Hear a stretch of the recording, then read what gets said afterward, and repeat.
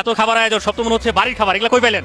বাড়ির খাবার নিয়ে আসলাম। দল থেকে আমাদের কোনো খাবার দেয়নি, আমরা বাসা থেকে রান্না করে আমাদের বিবিরা দিয়েছে, আমরা সেটা রাস্তায় বসে খাচ্ছি। এবং আমাদের এমনকি আমরা যে গাড়িতে আসছি, গাড়ি ভাড়া আমাদের দল থেকে বহন করিনি, আমরা নিজের পকেট থেকে টাকা খরচ করে আমরা এখানে আসছি। কি কি নিয়ে আসেন আপনি?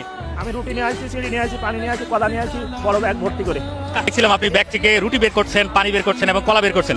এই খাবারগুলো কোথায় পেলেন? এগুলো বাসা থেকে নিয়ে এসেছে। আলহামদুলিল্লাহ, খুব ভালো লাগছে আমাদের। এগুলা করতে পেরেছে, এই তো অনেক কিছু আমাদের নিয়ে। কি খাচ্ছেন? মুখে কি আছে?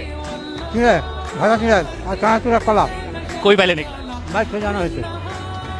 এই যে নিজে খাবার নিয়ে এসেছেন এবং খাবার খেয়ে সমাবেশে অংশগ্রহণ করেছেন, এটিতে কেমন লাগছে? খুব আনন্দ পাচ্ছি, কারণ বহুদিনের পরে আমরা ইসলামকে রাষ্ট্র পেয়েছি, আপনার দল পেয়েছি, কিন্তু আমরা বাইরে বাড়াতে পারিনি। আমাদের পুলিশের হাতে মার খেতে হয়েছে, কত ছাত্রলীগের কাছে কত মার খেতে হয়েছে, হাজতে ঢুকতে হয়েছে। এটা আমাদের অবস্থা। ইসলামের রাষ্ট্র পেয়েছে, আমরা আনন্দ পাবো আমরা।